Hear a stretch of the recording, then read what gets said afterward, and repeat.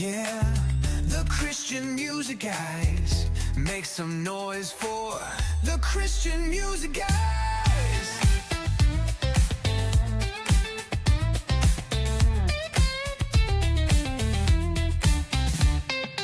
Today's show, we chat with one of the biggest voices in Christian music. Jamie Macdonald's story is one of raw redemption.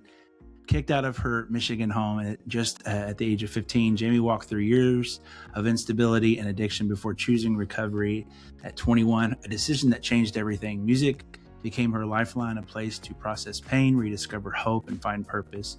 Her breakout single, Desperate, is a heartfelt cry of grief and hope. Spent 7 weeks at #1 on Billboard and later redid it with somebody called Lauren Daigle. Now signed to Capitol and preparing to release her self-titled album on January 23rd. Jamie's journey comes full circle, proof that God can turn even the deepest pain into purpose. Thank you so much for chatting with me. Happy to be here. Wow, you get the full scoop right there. Yeah. So with artists, we like to go to their social media accounts and just look for fun stuff. And we noticed that you are a thrift store shopper. Yes. I like to thrift too. Well, I guess I can say their name. Maybe we'll get in trouble. But Goodwill, I'm kind of like the last few years, their prices have gone up. Yeah, for sure. Like extremely. So I have to find like mom and pop ones. Because every time I go into Goodwill, I'm like, this is cheaper at Walmart. So exactly, you could buy it brand new. And yeah, I'm having the same issues with that. And honestly, like here in Nashville, even like the garage sales or like the estate sales, like you have everyone that's filling these thrift shops, not just Goodwill, but like the boutiques. They're getting all the good stuff before you even open your eyes that morning. Like they've already cleaned it out. So by the time you show up, all the good stuff is gone because it's getting sold for 9 times the price in a boutique. So it's very competitive in Nashville. And I think any good thrifting is going to happen like in a small town, maybe on a road trip, find a little road to turn off in the spring, on a Saturday.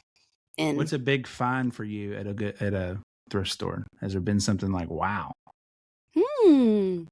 So much wow. I'm always wowed. And what I think is treasure is debatable for other people, but I randomly found this, like, it's actually pretty ugly, but I was excited about it. It's one of those like yard ornaments, and it's like a willow tree that like the little branches turn into lights and you can like change the colors. It's actually very ugly, but I just loved it and I bought it, and it was only $20, and we had it in our yard for a while, and my roommate was like, okay, that's enough of the weeping willow with the neon colors. But just anything fun. I think I just have like a really childlike heart, and I'm just like, ooh, something weird that I've never seen. I've got to have it.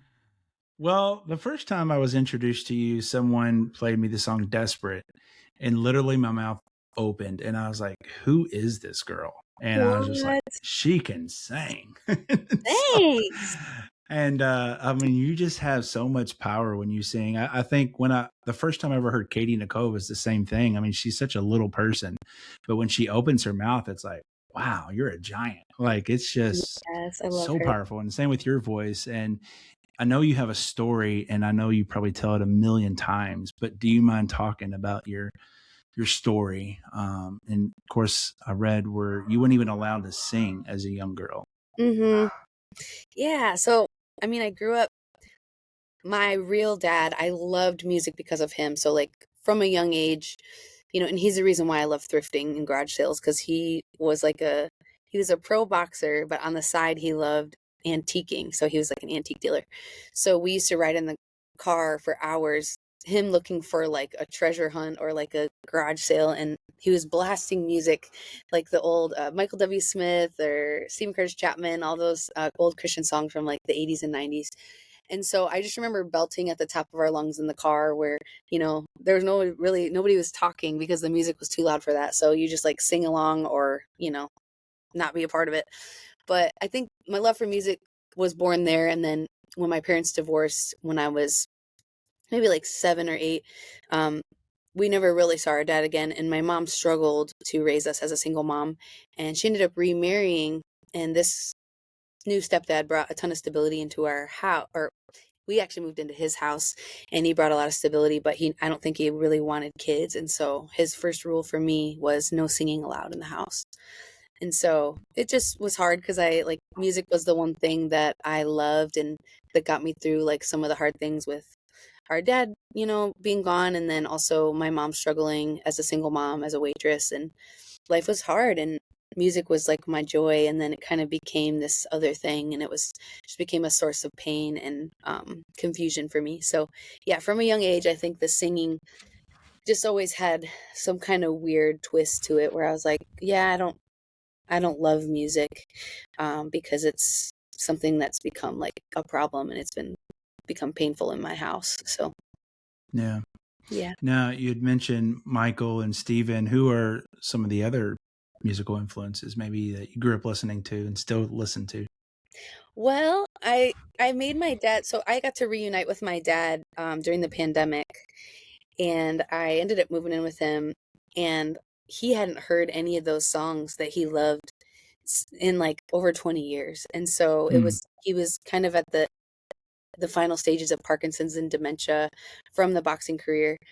But one thing I realized is like, oh my gosh, you don't have your music. Like, you need your music, because he was going through a lot and not remembering anything, didn't know who I was. And so I just remembered all the songs from back then, and I made him a 6-hour playlist. So, I mean, song after song, even like he loved Elton John and like, let's see, what's that other guy? Hold on. James Taylor. Oh, Um, yeah. Yeah, so, like, I just remembered every little song I ever heard him sing. Honestly, like Petra, like some throwbacks. I don't even know who else, but I made him the longest playlist of all time, and like I'd play him those songs, and he would suddenly remember every word, and then suddenly remember things about his life too. And so it was a really cool way to reconnect with my dad and sing all those songs again. So I still like love the playlist. He passed away at the end of 2023, and I think we sang all the way up until his last breath. And it was like, now I pull up those songs, and they're still my favorite thing to listen to. And it's just the Mm. throwbacks. I just love all older music in general. And Yeah, for adding sure. my own flair would be like Otis Redding, Stevie Wonder. I like the older soul and like the Motown stuff. So that's like, I listen to old records that I find at the thrift store, and that's kind Oh, of yeah. my main influence, is just like that Motown stuff. Yeah. Yeah. Now, fast forward to 2026, and you are finally, I say finally because you've been singing now publicly now for a while, but you have a debut album coming out, self-titled. Tell us about that. Yeah. Okay. Well, this will be my first like music I've released in about Yeah. 7 years. So I have, it's like a long silence, and it feels really good to be like breaking the silence. And this will be my first time really telling my testimony. And a lot of these songs are about things that I've never really shared with anyone or processed through myself. So like writing the songs has been such a healing process for me. And then even just like starting out the year last year with Desperate as my first radio single, inviting people in for the first time, meeting me is like this heartfelt, like serious song that connected me with a lot of people in a deep way right off the bat. So I think that's like the heartbeat of the record, is like inviting people into my most vulnerable places and like finding really deep connection there. And then obviously, like, there's songs on the record that more portray where God has me now and where I'm going. And so I'm just excited to take people along that journey, which I think we all go through, which is just like deep valleys and then just like mountain moments where it's like, okay, like I'm seeing what I've been praying for, but there's still some things I'm still hoping for. And I might take some hits along the way, but like it's all worth it, and don't give up.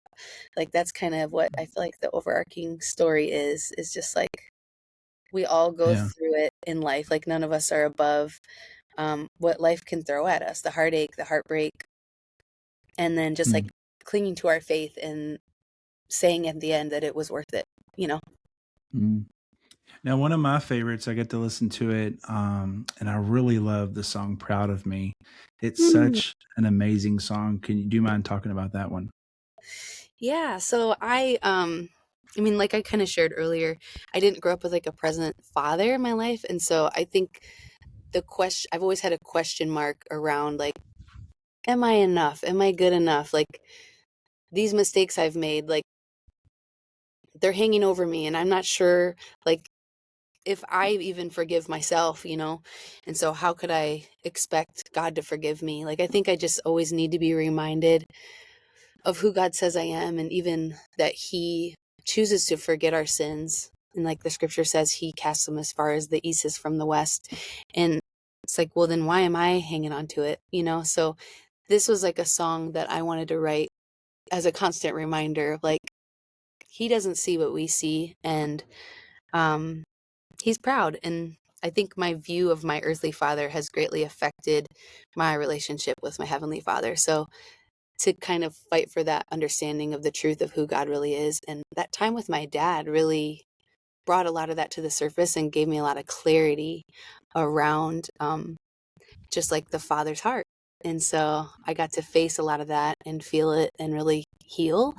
And then that song kind of was born out of that. And so I love singing it. I love reminding people that they're enough. And, you know, I think all of us can beat up on ourselves and think that we've messed up beyond repair, you know, but that's just not what our Heavenly Father says. And so, yeah, it's just the Yeah. truth. So you've been out on the road doing shows. What my favorite thing to hear from artists is, you probably hear all kinds of stories, but we were talking to Jeremy Rosado a few weeks ago, and he was telling us about a story about they were doing a meet and greet, and a fan was in the line, and he literally came up to Jeremy and he was just like, dude, I literally listened to your song 2 weeks ago and had a gun in my mouth. And I turned on the radio and K Love was on, and literally you were singing, and I just broke down, and I was like, I gotta get to that show. And it's like, dude, how in the world does this stuff happen? Like, how in the world does God? It's just amazes me how awesome God is and how He orchestrates this stuff. So, what are some of the stories that you've been hearing from your fans and people that listen to your music? Man, woo, that one got me. That's why I want to do this. Like moments like Yeah. that. And you know, there through my some of my hardest moments, there was a song that showed up for me throughout my walk with God. So like to get to do that now is like such an incredible honor. But yeah, I mean, from the first time I started doing shows, I've been hearing story after story, and it's like I'll never get tired of hearing these Yeah. testimonies. But one that stands out is there was a woman who was really going through it. I think she was in the middle of a divorce and her whole life was falling apart. And she was flipping through the radio and heard Desperate and just, you know, wasn't really a Christian or anything. She's just like, whatever I was hearing and feeling in that song, like it hit me in a spot that like I didn't know I needed. And so she like apparently Googled just like, how do I find this singer? I want to hear her sing this in person. So she came to a festival over the summer and ended up giving her life to Christ at the festival. And now like her and I keep in touch, and I saw her at the next show and I was like, hey, are you out there? And I was like, can we all just welcome Carla to the family of God? And it was just Mm. so like we all clapped and just welcomed her into the family of God just from one song happened to be flipped through the radio and she heard it, and now she's like in the kingdom. And um she gave me a bracelet actually at that show that she gave her life to Christ. She just said, Mm. I have to give you this. It's like a piece of me because this is what happened, and I just gave my life to Christ. And I wear that bracelet for every show just as a reminder, like there's souls like on the other side of this. So like there's an eternal soul now, you know, that's in the kingdom because of one song. So it's like that motivation, no matter how tired we get as an artist, or, you know, just like I'm still new at this, and I'm feeling just like, whoa, this is like a lifestyle that's like not as glamorous as people think, like when you're on the road and you're not sleeping a lot, and um all the things that go with it. And I was just like, this is like my why. And I have it on my wrist as a reminder, like there's souls that there's eternal souls. waiting. Yeah, for sure. I Yeah. love it. I love it. I love it. Now, I went back to your archives and your music, and you talked about, um, this is like your first music in a while. But I noticed you were a part of a project called Common Hymnal. Hmm. What can you tell us a little bit about that? Yeah. So I was living in Kansas City at the time, and I had some friends there who had a connection to Nashville, and there was this writing camp that I got invited to in Nashville, and it was my first time really doing any type of co-writing. And we all rented this big house um, in Nashville, and we basically all broke up into groups in each room of the house during the day, and we just write songs. And then at night, we'd all come into the living room and have a big gathering where we play the songs we wrote for each other. And so it was just an incredible weekend that we had, and we all wrote so many songs. And like the footage from even just those nightly performances where we're sharing these songs for the first time that we just wrote, like it was just, there was so much camaraderie. It was like literally a dream scenario because I just hadn't had that community aspect in my music yet. Like I was kind of doing it alone and not really getting very far. Hiding, honestly, I was hiding out for a long time, so this was like my first time getting like just a part of a community. And so yeah, we wrote enough songs to make a record, and it was like kind of obvious. Everyone looked around like, this is a record and this sounds Yeah. really good, so we just made a record. And that kind of turned into the Common Hymnal first release. Mm. And so I got to get on the record with a song called He Has Time. It was written like out of the Me Too movement. And that song really was like my first time really seeing like the way a song can um, like save lives. Because that so many people reached out to me and just said, hey, I was about to take my own life, and this song helped me. Or I was abused as a young kid, and this is the first time I've ever been able to connect my faith with what happened to me and like find some resolution. And so I was just like, okay, I know I have to do this for the rest of my life. Like I have to find a way to tie grief with faith, and like find a way to help people. Mm. Yeah. Well, Jamie, this is a fan based podcast. And so we get listeners write in their questions to their favorite artist. And we had a fan of yours. Her name's Jenny from Michigan. And she says she really loves your song, Left It in the River, but she really wants to know how many pairs of glasses you own. Oh, well, okay. So I shop online for my glasses. They're all prescription.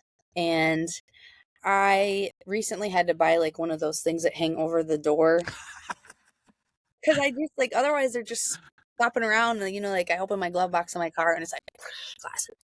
But so now I'm very organized with my glasses. I could actually tell you how many I have, and it's about 25. Okay. And they average around like these were probably $30. Mm. This site that I go to, I don't think I should just like promo them, but it's just one of the If they glasses. want to sponsor you. Fun. But I get to pick the tint, and so I just have way too much fun with that. Because like if I have to wear something on my face every day, like I want to keep it fun and interesting and make a statement of some kind. So I know a lot of people are like, what are you hiding from? Why do you always have to wear those glasses? Look, I don't know. I'm having fun with my glasses. I did this before anyone ever saw my face on the internet. I just like fun glasses. So, Yeah. and I can see fine. Like I'm indoors right now. These are green tinted, but everything looks the same to me. So, Yeah. So can you not see far away or up yeah, no, I close? can't see far away. And Yeah. from a Same. young age, though, like, so my grandma, I remembered this recently because I've been getting asked about my glasses. So I'm like, when did I start loving glasses? But my grandma used to paint the rims of her glasses to match her outfit. And then like Love she it. would do it with nail polish. So like Mm. I think it was back when it was just like smaller metal frames. But Mm-hmm. she'd be going to church one Sunday with red shoes. So she's like, oh, well, the glasses have to be red. And so she'd quickly paint nail polish for red rims. And I think like funky glasses has just like been in my family because of that. And my mom works in an eyeglass store now. I used to work in a couple eyeglass stores in LA when I was 18 years old. That was like one of the jobs that I did for a while is eyeglasses. So it's just kind of always been a thing. And it'll probably Yeah. always be a thing. Yeah, I mean, people have always asked me, why don't you just do LASIK? My brother did LASIK, and I was like, because my face looks weird without glasses. I don't think I could ever not, you know, See, do the now when LASIK. I look at you and I'm like, no, you wouldn't look weird. Like, no, you'd be fine without them. But I'm the same. Like, I don't like to take off my glasses. When people are like, well, let me just see your face without it. And I'm like, no. So it's almost like become a part of us. And I get what you're saying. Yeah, But yeah, yeah, when I yeah. don't wear them, I'm like, who am I? I don't know her. That's funny. Well, we like to do this thing called favorite things. Our viewers and listeners like it. So I'm just going to give you a word and you tell me your favorite thing in that category. Hmm, Sound good? yeah, All right. Do you have a favorite food? I like Mediterranean. So Okay. hummus and Yeah. kebabs, stuff like that. Yeah. Rice. Favorite movie? Ooh, I love The Sound of Music. Okay. Yeah. Do you have a favorite show that you like to watch? Favorite show? I'll throw on a cooking show. I like that. I've not been big into television, but I did just get a really good Black Friday deal and got like one of those frame TVs. So now I'm like, okay, what shows are there? But honestly, I don't like sitting inside that much. So Yeah. I'll probably never be a show girly. But Well, and then the Christian answer, you could say The Chosen. I mean, oh, that is a show. I'm yeah, obsessed with The Chosen. that's right. I am so obsessed with The Chosen. In fact, I've been trying to get watch parties like, guys, it's Thursday, here comes The Chosen. Who's coming over? And I'll get out my projector and We're everyone. going to binge Jesus. I finally got my mom to FaceTime watch them with me because I was just like, no one was as zealous as me about. I mean, not no one, but in my friend group, I'm like, come on, and my mom was like, I got you. It's funny. Do you have a favorite musical artist of all time? Hmm. Wow, that one's hard, but CC Winans.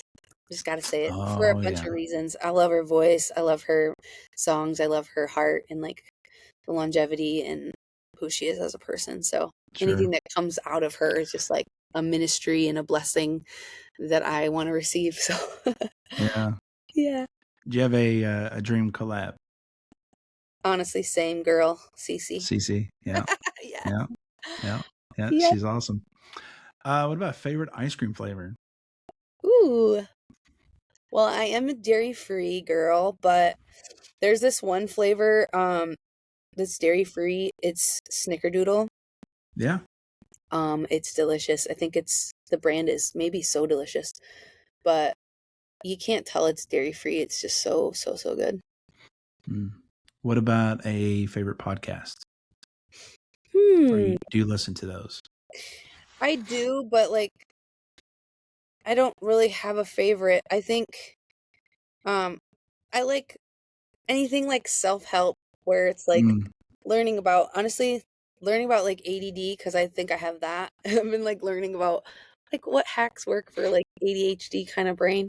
Um and I've been having fun learning about that and also like health stuff. I love to learn about nutrition and like um clean eating, stuff like that.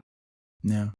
That's good. Anything to like just learn how to live more of a holistic life, mind, body, soul. Yeah. Yeah.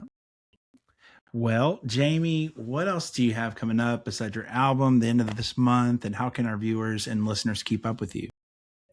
Okay, well, I do have my first headline tour coming up in February. Nice. So we're going to hit 8 different cities around the country. And I'm excited to be planning that show. It's my first time like really getting to dream up what my show would look like if we had the Mm. time to really, because like last year, things were just happening fast. And, like I had 3 songs out and we were doing a 45-minute set. I'm like, surviving. But this Yeah. year, like I'm dreaming and we have time to like really cook it up. So that's in February. Some of those are selling out, so that's crazy. But there are still some tickets left. So I'd love to see everybody out there and meet you guys. But you can find all of it on jamiemcdonaldmusic.com. And I'm Jamie McDonald on all social media platforms.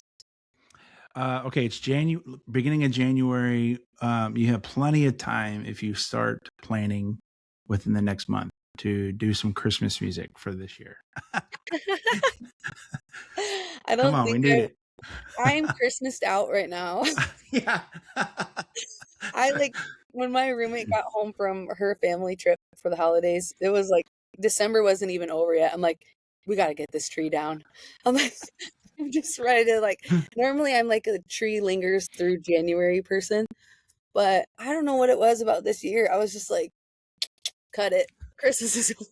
Do you put it up though, like right after Halloween? Are you one of those people, or No, I was also a wait till Thanksgiving is over okay? because my favorite season is the fall. And to me, Mm. like cutting short fall is not the move. So I'm just trying to still see the fall colors. And like in Nashville, the fall colors were just kind of starting to change around the time that some people put up their tree. I'm like, no, no, no.